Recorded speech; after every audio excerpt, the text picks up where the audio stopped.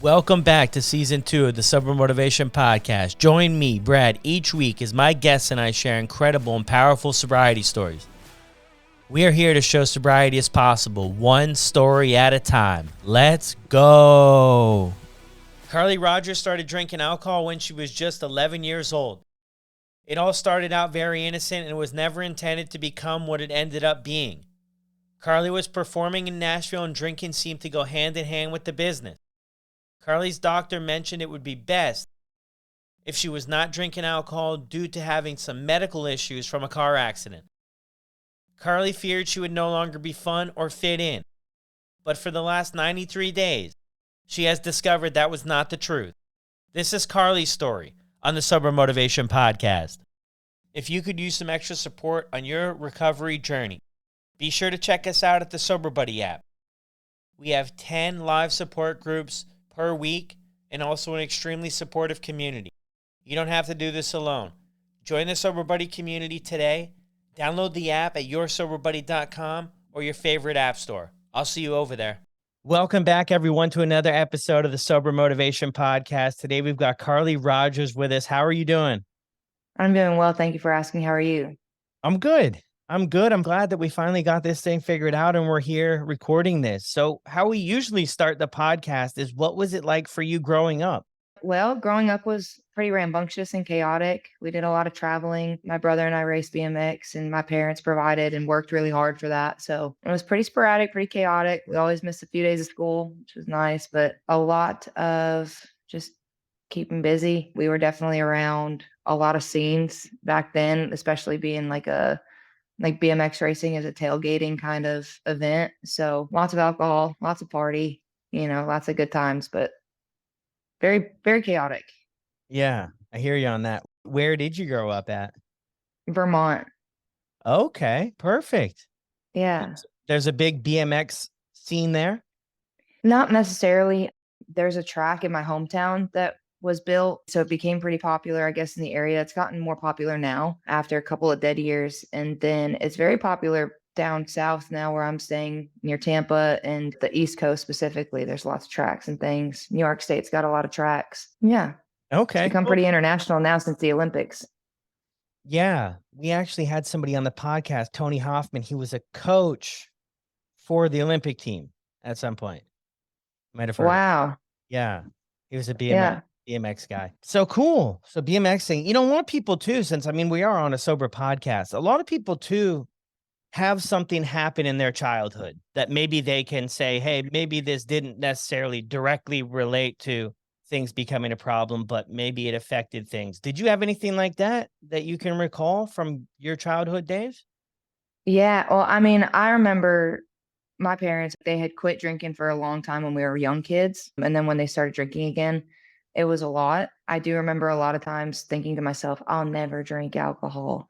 I'll never do that. I don't like the way people look or smell or act when they drink and things like that. And then there was a couple of pretty chaotic events that I do pretty vividly remember from being a kid that I swore, like, never going to drink. As soon as I'm even able, I won't. I could get permission to drink it right now and never wanted to. And then, I don't know, I was at a friend's sleepover when I was in middle school, and that was it. The peer pressure was all it took really at that age to be able to start drinking, and that's kind of when it flipped. Yeah. Interesting you say that, when it flipped. So you went from not being interested to being interested. Yeah. In middle school. In middle school. Yeah. Well, and I was young in middle school too. So I might have been 12 in the 7th grade, but I started off at 11. So I can't remember if it was 11 or 12 when I started first really consuming beer and liquor. How did that look for you? How did that come about? Well, a bunch of us, young girls that were all friends and stuff. We were at our friends' parents' lake house or something for the weekend, and the adults went to sleep, and we had our own little cabin. So it was as easy as being sneaky and grabbing a bottle, which come to find out later on in life, they didn't care. The parents at the time, they knew that we snuck it. They didn't care at all. And we were all being sneaky. So it was fun. And we couldn't taste anything because we were 11. So it just tasted like water because our taste buds haven't developed yet. And then we felt goofy. And so that's kind of the way that we got, at least I can say for myself that I got enticed and hooked on drinking. Yeah. If that makes sense. Of course. Yeah, yeah, of course. I mean, the availability is there, and then yeah, it's like a good time at first, right? For most of us Yeah, anyway. Well, some people have right. a really bad experience where they're throwing up and stuff, but we still go back to it and experiment more. How did things progress though? Because I can't imagine at 11, 12, this becomes an everyday thing for you, no. It did pretty quick. My parents worked really hard and they were home a lot, but they were also gone just as often. And a lot of my friends were like that. They all had parents that either they would go out at night or they would leave us home alone for the weekend or whatever the case was. And it was always available. And a lot of times without restriction. Like we didn't have to ask permission or didn't have to sneak because our parents weren't home. Or a lot of us had older siblings that were generous enough to leave some behind or let us hang out with them while they were all drinking. And so, yeah, it was very easy to become habitual, even in high school. I remember going to sports practices either hungover or drunk and thinking it was funny and still performing great, still getting good grades in school, still, a starting athlete or anything like that. And this is fresh information. I've done hundreds of podcasts now and I've never talked about this. So I hope I'm not getting anybody in trouble by that. But it's just crazy. Like I remember now going back through 1 year high school, I had a class with one person every single day, every semester. And we would bring water bottles of vodka into school and drink them. And not every day, but more than once a week sometimes. And then on top of that too, just the weekends we never really had any restriction. Yeah. Yeah. I mean, this is probably a more common of a story than maybe even we realize, Yeah. So I think, And I'm just talking as one person out of a group of maybe, and this isn't even highballing, but like 10 to 15 of my friends that I know of. And then we've got, another group of 10 to 20 people, all of our older siblings. So, and that's just, okay, let's put 40 people right there in one small town of 2,000 people. That's a big percentage. yeah, for sure. Early on, what was it doing for you? Was it solving a problem for you, or was it just a habit you were doing, or what was going It on? was, yeah, it was cool, and it was just, we were able to. We didn't really brag about it. We weren't trying to like show off in school or anything like that. Our group of friends just, we thought it was funny. We thought we were getting away with something and we were all able to function even at such a young age, fairly inebriated. So I think that was really the only thing, was just fitting in and Yeah. feeling cool. Did you struggle to fit in or feel cool without doing that? I wouldn't say necessarily that I struggled with it, but it just made it feel easier. And being smart or being good at singing or being good at basketball wasn't really enough to keep up with everybody else. That's interesting. Interesting. When did you start with singing? Because that's where you're at right now. Share a little bit about that with us. Yeah, so I mean, I started really performing when I was 5 or 6, performing the national anthem at BMX races, and then I got into singing the national anthem at parades and other sporting events around town. I joined my first band when I was 13, and we'd play in bars. It was pretty neat that we got the opportunity to get paid to play in places like that, and of course, my parents were always present, and we were never allowed to drink whenever we were in there, but of course, I was getting snuck shots and beers and things like that. And so, yeah, I didn't really see like success until I'm going to say maybe 2016 when I first started working with Upchurch. That's who kind of gave me like my biggest song so far. So, Wow. yeah, Well, that's cool. And I'm sure we'll get back and touch on that a bit more. And hopefully you'll play us a song here too. I can. I just told you I've got the guitar that Trey Lewis sold me right next to me. So I could if you'd like. Yeah, of course. Yeah, yeah. We'll get to that. I definitely would love that. But Yeah. okay, so let's move forward here. So you're in high school. What happens after high school? If we're not skipping too far ahead, when did you realize that, hey, I might have a problem with this, or hey, my life might improve if I don't do this? Did that ever happen? I've always kept that little piece of little Carly in there that said, "You don't wanna be like this, you don't want these things," all of those negated, "You don't want this, you don't blah, blah, blah, you wanna be better than this." And as soon as I graduated high school, my parents okayed me getting a fake ID so that I could perform at the bars in Nashville, which having a fake ID at 17 years old, moving to Nashville, Tennessee to play music in bars. I mean, that was just a recipe for disaster there.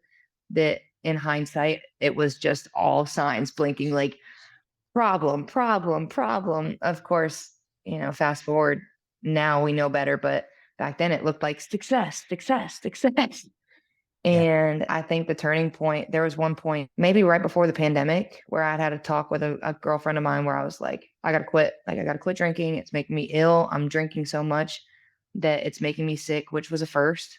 I never had a problem with getting ill or hungover even until I was drinking almost entire bottles of liquor in a few hours. And that's a lot. And then finally a doctor told me about 90 days ago that if I didn't stop, that the brain injury that I had sustained about 5 years ago could potentially cause some severe long-term effects, if not a fatality. So it was at that point for sure that I was like, all right, that's it. I'm done. I'm done right now. I think I had 6 or 7 beers in the fridge that I just let sit there for however long it was before I moved. And yeah. Yeah. Wow. So today we talked a little bit before we jumped on here live that you have 93 days of sobriety, which is incredible.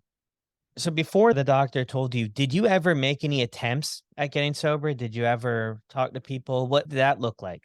Yeah, I'm wearing my best friend Allie's merchandise. She's also a country singer, and she's been with me since freshman year of college, being my best friend. And her and I had had multiple conversations, a lot of times me in tears. We'd Snapchat back and forth video messages, almost like so we didn't have anything in writing, but a lot of video conversations of, dude, I got to stop. This is too much, or I'm spending too much money, or now it's to the point where like I say I'm gonna not drink today, and I still end up drinking by 2 o'clock in the afternoon, even if it's just a beer. Like, I could go a whole day and just only have one beer, but I had to have that one. So, a lot of times those conversations would come back at me like, "Dude, you said you weren't gonna drink today." "Ah, yeah, whatever. I don't have a problem." So, one's good, but after especially extensive research, even that one beer can be so detrimental. Yeah. Yeah. I know for me, for my story, like I could definitely have the one, but it took everything inside of me to not have any more, where it was just like this pure insanity and my mind just was just going crazy, right? Was it like that for you? Right. After the doctor's conversation, no. But before the doctor conversation, absolutely. I was like, "Oh, if I'm sitting here drinking a soda, I might as well drink the beer or whatever." Yeah, it was definitely possible to have that one, but after the one, then it was like, yeah, you just wanted more. One for me Yes. never did the trick. I was never after one. It couldn't get me to a place where I could escape myself. So I just had to have more and more and more. And I always called that cruising altitude too. I never wanted to get drunk, but I wanted to get up to cruising altitude where I felt comfortable. And I almost felt more comfortable because I could either not have the one, but once you have that one, like you said, now you're just like, well, let me just get into my comfort zone, or let me just keep on having them. And Yeah. I always was chasing that comfort zone, which unfortunately my comfort zone became 12 to 15 beers or a few liquor drinks. But yeah, that was definitely tough. Yeah. No, no, I hear you for sure. What role does this all play in sort of the country music scene? Because I know just from knowing I'm a huge country music fan, and I know there's a lot of artists out there who it's interesting to me. They don't drink themselves. They're sober, but they make songs about drinking. And I'm just thinking, Yeah. it is what it is. It's cool. I'm not against that. What I wonder is how wrapped up the culture is about drinking. And like if you want to make a hit song, maybe that's how you do it, is talk about drinking? I'm curious about that. I really know nothing, and I'm sure you probably have much more insight on this. So what do you think? Yeah. Well, and I'll even take it, if I may, I call these my little stoner thoughts because I go down these rabbit holes of things. And I'll even take it back as early as like the Mountain Dew and White Lightning days where it's so ingrained in the genetic component of growing up, maybe low middle class, upper middle class, blue collar, whatever you want to call it, country, that everybody relates to it. So therefore it's profitable. So therefore the industry is pumping that into the system, which again just regurgitates more alcoholism coming through. That it's just this big wave, in my personal opinion, this big cycle, which I've also kind of taken a step back and looked at it as pretty offensive. Even when I was drinking, I didn't like listening to songs that talked about let's just go get drunk and this is why we drink and everybody raise up your glass and cheers. It's like, you're just like provoking it almost, which is fine. And I get that the general consumer is probably listening to those songs while they're drinking. But yeah, I mean, I feel like the industry definitely force feeds it, which perpetuates a natural cycle of more alcohol use and consumption. I think they're all, pardon the crass term, but I think they're all in bed together as far as the industry is concerned. You see these country singers that end up getting thousands and thousands and thousands of dollars from beer manufacturers or liquor companies. That's interesting. Yeah. And I think when you kind of take a step back, you can see all the moving pieces. Would it be hard to get a song about recovery and sobriety sort of through the channels than it would be maybe the party track? I feel like people have shot that shot. You know, I would even go, I think Trey Lewis himself has a song about it too. I think for one, there's a lot of people in denial that don't want to hear that. And there is a market and a niche for those people because I finally posted about my sobriety. And all of a sudden I got hundreds of messages that I hadn't received.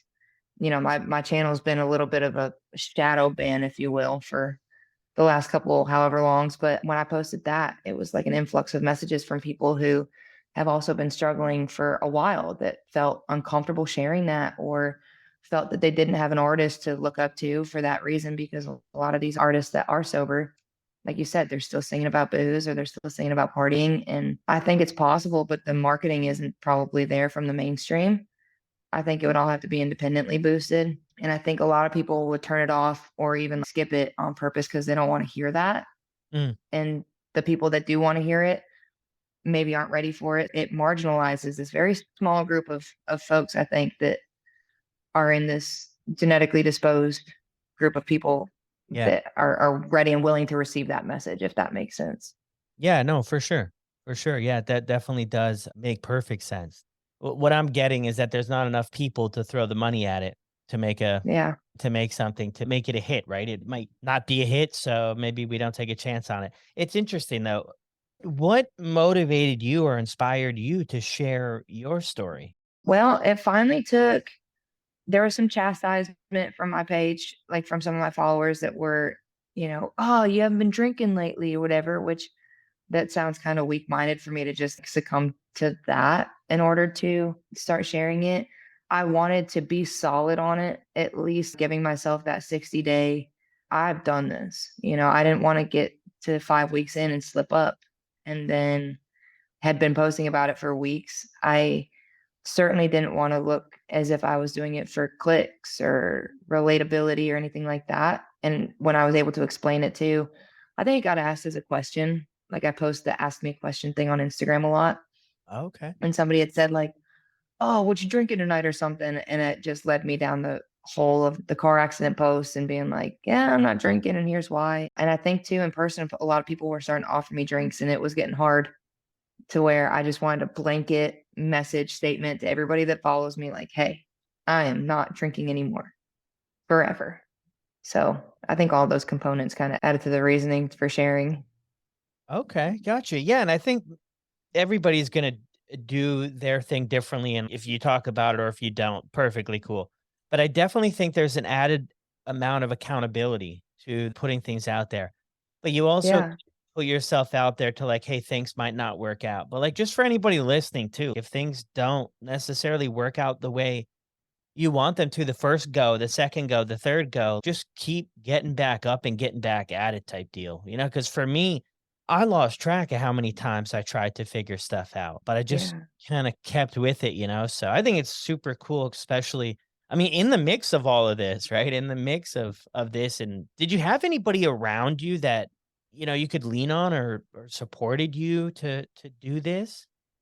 Not really. I don't have any friends that are alcohol sober specifically that I'm in close proximity with often. My whole family from generations down the line have been pretty consistently drunk. I'm gonna just say consistently drunk for however long, whether that's a beer every day or getting plastered every night. It's every cousin, every aunt, every uncle. If they haven't quit, then they're still heavy on it. And, my best friend Allie is very supportive. If I said, "Hey, I want to go to the bars, but I need somebody to not drink with me," she would do it. That was never the case. And once the doctor told me that it was going to cause such damage, you couldn't have paid me to have any more alcohol. There's some days where I kind of crave the taste of it, but There's plenty of other alternative options where I can get like a butterscotch flavor or something like that, and it does the trick. But no one really specifically where I could be like, hey, can you just like hang out with me inside at home and not drink? Yeah. So that's kind of been a solo fight. But again, I've been lucky. I haven't been as tempted because of that diagnosis that I don't really have an option. So I feel much more confident, I guess, in my ability to be able to go out and be around people that are drinking. But I feel so bad for people that are going to continuously have to struggle because they don't have some sort of physiological damage or something like that, you know? My only relatability to that is just the few times where I said to Allie, I'm going to quit. I'm not drinking today. And then sure enough, by 2 o'clock, we were at the bar day drinking, or I was watching football, or even just cracking one open while I was getting ready. Yeah. Yeah, it just becomes so intertwined with so many activities and everything, right? So, Yeah. what was it about the visit there? So the doctor told you that a lot of damage could be done if you like, how did drinking get connected with this? Did he know that you were struggling with drinking or you were drinking a lot, talking with Yes. So we'd been studying this brain lesion that I sustained. I got in a really bad car accident in 2017, and it ended up just with a permanent brain lesion. We had been putting off studies on it just to see as far as long-term effects. So I didn't think anything about it. And then my first visit, they asked the standard, like, do you drink, do you smoke, yada, yada. Told them that I drink. And I say like everybody else, but I'm sure everybody else is honest with their doctor. I lied like a damn Nope. hound. Nobody's honest with their doctor. Go ahead. Yeah, like a couple times a week, and then we did a sleep scan. We did all these different EKGs, EEGs things, nerve taps and stuff. And I've also got physiological damage in my grip strength, like my hands, which sounds a lot like this other disorder that's called Korsakoff's is what it's referred to, severe brain damage based off of alcohol usage. And that brain lesion where it sits in the brain kind of thing. And I'm no doctor by any means. I'm just trying to relay the information the best I can. But essentially the message was relayed like, hey, yeah, we're seeing some serious signs of brain injury, damage. The first thing I would suggest before we go any further is just cut out the alcohol. All alcohol, any substance that's not whatever you're supposed to do, cut it out, and we'll test again in a year. And so that was the first Nix. And he said, if these physiological memory, grip strength, any sort of neuropathy that's going on, if any of that is affected by the alcohol, then we'll be able to tell in a year. And if it's a brain injury, then the alcohol is just making it worse anyway. So just cut it out, and maybe there's progress to be made. And if there's not, then at least we're sustained where we're at. Yeah. Wow. So did you eventually get honest with them about how much or no? Or did they kinda have an idea? No, they didn't really follow up with anything like that. I was honest enough with myself and my friends and family, and everybody on Instagram knew how much I was drinking, Yeah. but no, I never really came forward and was like, I'm actually drinking 6 to 30 beers a day. And Is that how much you were drinking when you were doing shows and stuff? Like 30 oh, beers? I'm not exaggerating when I say, yeah, easily in a day, especially if we had like a tour day where I was up in the city that I'm performing in, starting load in at 11. I'd crack a beer as soon as we woke up sometimes, and never get drunk or ill or sick that I would have, considered to be. And sometimes mixing other substances throughout the day, whether it was something to keep me awake, like an Adderall or something like that, or if I was smoking pot, all those things. It was just constant up and down. And I would say, yeah, easily between 11 o'clock in the morning and 2 a.m., there's no way I drank less than 30 beers or a couple bottles of liquor. I'd drink Jack Honey straight on the rocks, and I'd go through quite a few of those just pre-show to post-show. And if it wasn't beers or whiskey, it was a frozen drink with dinner and, shots. If I look back at bank statements, I probably spent a life savings on alcohol the last 7 years. Yeah. Wow. What brought on the heaviness of it? You have any idea? I think just because I could, I had the sustainability. I think starting and learning how to operate alcohol, I call it an operation, but how to operate on alcohol and operate with alcohol at 11, which was 15 years ago. I learned pretty quick, if I start feeling this way, maybe just drink a couple bottles of water and come back down, and you can just start drinking again. I even would pride myself when I played on Broadway in Nashville. The shifts run from 10 a.m. to 2 p.m., 2 p.m. to 6 p.m., 6 to 10, and then 10 p.m. to 2 a.m. I'd play from 10 to 2, get hammered, go home, take a nap until 6, come back and play another show from 6 to 10, and then play again from 10 to 2 and be drunk that whole time, or Wow. be drinking that whole time. Rather, I wouldn't even say necessarily drunk, but it was never like a depressive thing. I didn't feel like at the time, especially. I felt like it was just more I liked it. I liked how people perceived me while I was drinking. I liked showing off that I could drink, especially if people were offering free drinks. I'd absolutely, I'll take every single one. And then I'm making the bar money. So sometimes I'd make more money. And Wow. yeah, Wow. Yeah, that's a lot. But I can see it how yeah, your everything, your career, your lifestyle, everything is wrapped around. That's one thing that consistently is going to be there every time. The crowds change, the venues change, people change, but it sounds like you could always count on there'll be booze there at every show. yeah. Yeah, and the few times where it was detrimental, if I got too drunk or if I woke up feeling ill, I mean, there was a period of time where drinking and performing caused me to have to be on vocal rest for 6 months. Could not speak. Zero noise made. If I got hurt, I couldn't scream. If I was sad, I couldn't make any sounds. Nothing. Couldn't laugh out loud for 6 months. And essentially, if I had been honest with my doctors at that point and they told me, hey, yeah, just cut out the drinking, you'll be able to be back up and running in a week.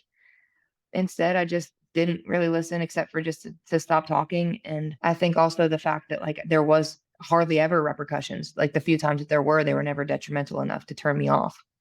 And I very fortunately never was arrested, never had any sort of criminal offense, never burned a bridge with a friend or family member or went bankrupt or anything like that. So I never had any backlash. Yeah. Nobody ever thought it was a problem, you know? Yeah, no, I hear you on that. I hear you on that. But you must have had an idea Yeah. of something. Yeah, and maybe people around you too did too. I don't know. Maybe they did, or maybe they were carrying on the same way. So it's kind of like a hypocrite in a sense to say, "Hey, Carly, look at what's going on," when they're doing the same thing or not far behind. Yeah. I think off the top of my head, I know of one person in my family that I could call and be like, hey, how's your sobriety doing 20 years later or whatever? I don't know anybody right now other than, Trey Lewis and a couple of guys that he rolls with that have been steady sober for an extended period of time longer than just a few days, rather than just get sober January that I could ask any questions for or anything. And yeah, most people around me, if I was like, no, I'm not drinking today. Oh, come on, you Sally, or come on, Nancy, take a beer, take a shot. Yeah, What are you, lame-o? I'm like, no, I can do it. I'll take 5 right now. yeah. I'll show you. I'm wondering. Yeah, I'm wondering. Do you have any tracks that any songs that relate to this or anything gonna in the future? Is it anything you've I'd thought? like to. Yeah. Yeah, I really would like to. Again, though, I'm just so afraid. I'm very confident that I won't relapse just on the fact that, like, kind of can't, even if the doctor was like, yeah, go ahead. I feel so much better now. I feel so much clearer. I feel happier. I feel less stressed, all these things. I wouldn't even want to go back to it. But I'm so just scared. And I'm sure anybody would be that if I do put something out like that and then I fall back, that I would just look like a hypocrite, which of course isn't the case. If anybody's listening that might feel that way, you can tell anybody 100 times that you're going to quit and not. And that doesn't make you necessarily a quitter or it doesn't make you any less sufficient. It just means that you fell off and made a mistake and you got to get back on, like you said earlier. Yeah. Yeah, that's interesting that you bring that up. I've thought about that too with everything that I've kind of put my heart and soul to with the podcast, with the Instagram, with Facebook, with everything, really. What if things don't work out? But I don't know. For today, they're working out so far, and I'm going to run with that. I'll just focus on that. But it is an interesting question to wonder too. I know there was somebody who put out a song recently, the fella from Lady A. It's interesting how, yeah, I mean, I thought about that angle, but I never really thought about that angle in a sense about, Yeah. yeah, what if you do open up about this and then, maybe one day things don't work out or your situation changes or anything could happen and then you have this out there. What could you play Yeah. first though? You have the guitar that Trey Lewis had. I mean, is there anything in your arsenal that we could rock with? Yeah, I mean, I've got one and I'd have to pull it out real quick, but I wrote a song with my best friend Allie and another girl named Cameron a long time ago. It's called By Your Side and it's on all the digital platforms and stuff, but it's pretty sad. The whole premise of the song is basically how lonely you feel even though you're next to somebody. And I think that that really went hand in hand at the time. I was cheated on, but I think that also went hand in hand with a lot of how I felt as a kid.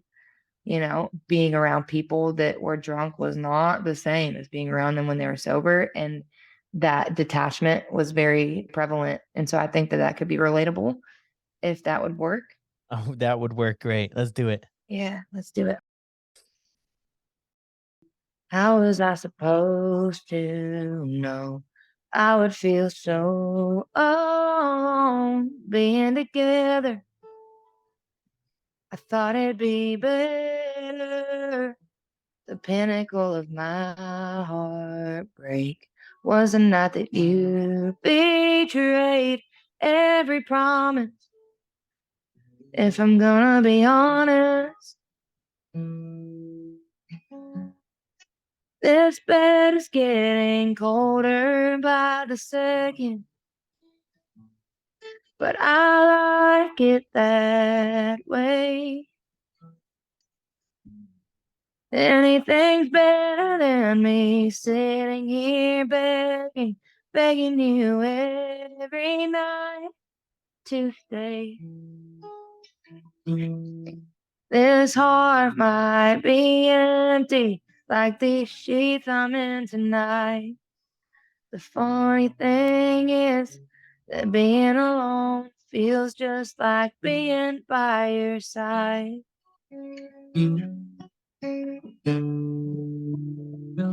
Now you can say it's all my fault, but I know I gave my all. I don't deserve this. If I'm gonna be honest, this bed's getting colder by the second, but I like it that way. Anything's better than me sitting here begging, begging you every night to stay. This heart might be empty like these sheets I'm in tonight. The funny thing is that being alone feels just like being by your side. It was fine, it was you, it was I, rain falling from the sky. In the middle of the night, I could see it in your eyes. Something wasn't right. You said that I was crazy, but was I really, baby? This bed is getting colder by the second, but I like it that way. Anything's better than me staying here begging, begging you every night to stay. This heart might be empty like these sheets I'm in tonight. The funny thing is that being alone feels just like being by your side. Yeah. Wow. That's heavy. That's a heavy one. Yeah. Thanks. No, it was meant to be. And actually, that was at that point in time too when I couldn't speak. I was on that vocal rest. That's when you wrote it? Yeah, I was on that vocal rest, so I couldn't even hardly. I was toward the tail end of it. I still hadn't fully recovered yet, but yeah, we got to writing on that because I got cheated on too, and I hadn't really put it in that frame before of a partner who just wants their partner to be home with them instead of out partying or doing other things, but it kind of fits well with that too. Yeah. No, I could really relate to what you had mentioned before about being by people or being with people and not able to feel connected. Because I felt like that, like, my entire growing up. I felt like the world was going on around me and I just didn't feel a part of it. And that's Yeah. a whole nother thing, but I can relate to it a lot in that sense. Yeah, and also congratulations, of course, to you for your journey. I think that's amazing and what you're doing for everybody else. And you got a pretty large page. You're changing a lot of lives. And if it wasn't, for Trey posting y'all and another, I think there's another page too that I follow. I mean, I read the quotes every day and they actively remind me, like, you're so much better off without the stuff. I think for a long time, I thought that I'd be worse, that people wouldn't like me, that, I'd no longer get the joke, or I wouldn't, like you said, be involved. And a lot more people than we think are struggling with it. Yeah. And that's so true. Thank you so much. And I'm glad Yeah. we can do that. But that's the truth. And that's the whole truth about all of this is we'll wrap this up here. But that's the thing is so many people are going through this that maybe we just don't know yet, or maybe they don't know yet that their life could be so much better without it.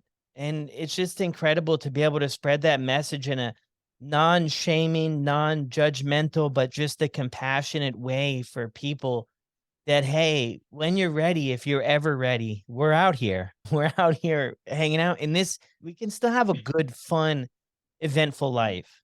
One that we Yeah. probably will remember more, you know?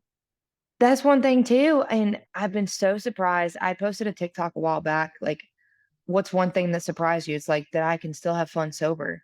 I just had one of the best days of my life yesterday with my boyfriend. Now, granted, was he drinking beers all day? Absolutely. But did I have the best day ever waking up early, getting a workout in, which I've become health obsessed, which I guess maybe just my obsession with being drunk switched to being, as healthy as possible. But waking up, getting a protein shake, going to the gym, going and having a big breakfast with him. We went fishing where I just drank water all day, which it's surprising too. You can drink 30 beers in a day, but can't drink 2 bottles of water. If you just flip that, you'd feel so much better.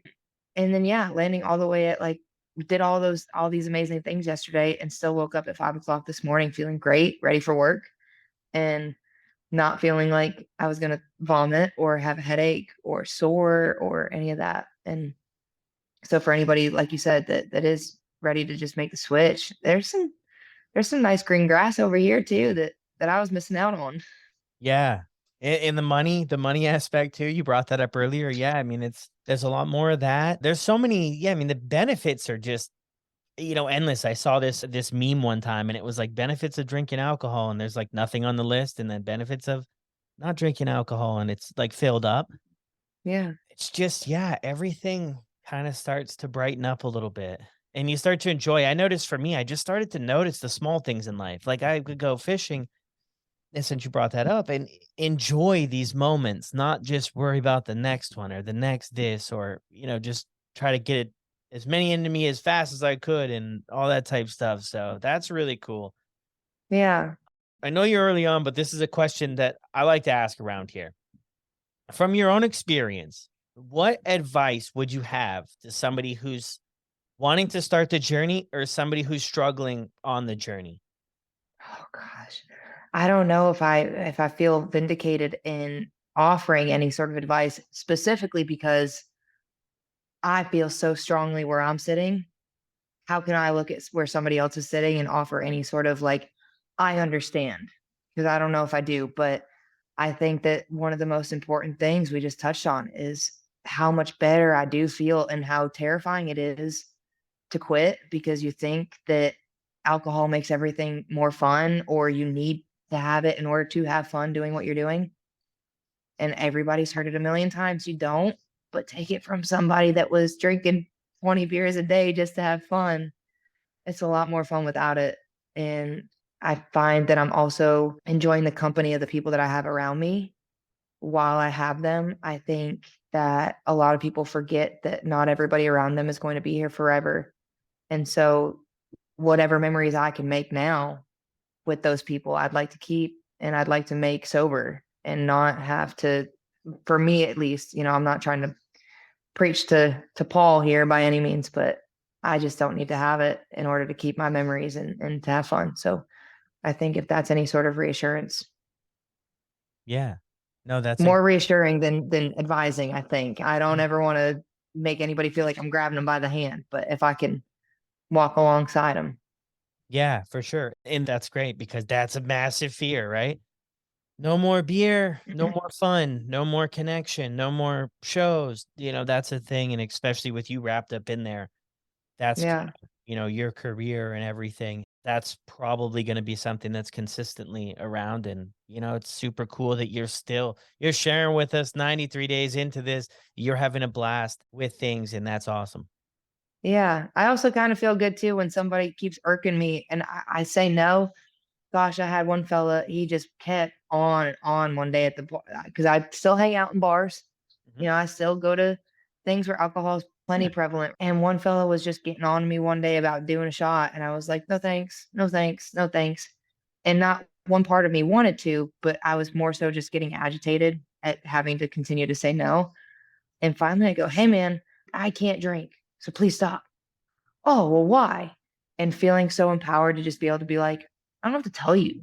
I just don't, I can't, I don't, and please stop. That's kind of a fun feeling to just nick somebody and make them feel stupid for asking. Yeah, exactly, there you go. Well, thank you so, Yeah. so much for doing this, I really appreciate it. No, and thank you for having me too. I feel like I invited myself, but I'm glad to be here and I appreciate you taking your time.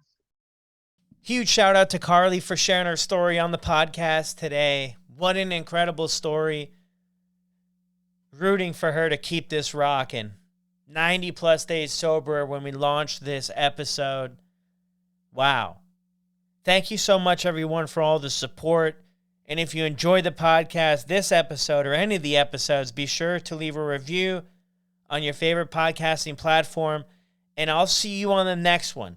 I'm going to leave you with the professional cut version of Carly's song, By Your Side. How was I supposed to know I would feel so alone being together? I thought it'd be better. The pinnacle of my heartbreak was the night that you betrayed every promise. If I'm gonna be honest, this bed is getting colder by the second, but I like it that way. Anything's better than me sitting here begging you every night to stay. This heart might be empty, like these sheets I'm in tonight.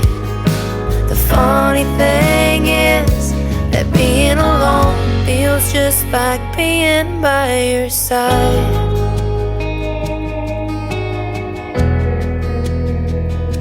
Now you can say it's all my fault, but I know I gave my all. I don't deserve this, if I'm gonna be honest. This bed is getting colder by the second, but I like it that way. Anything's better than me sitting here begging you every night to stay. This heart might be empty, like these sheets I'm in tonight. The funny thing is that being alone feels just like being by your side. We would fight, it was you, it was I, rain falling from the sky. In the middle of the night, I could see it in your eyes. Something wasn't right. You said that I was crazy, but was I really, baby? This bed is getting colder by the second, but I like it that way.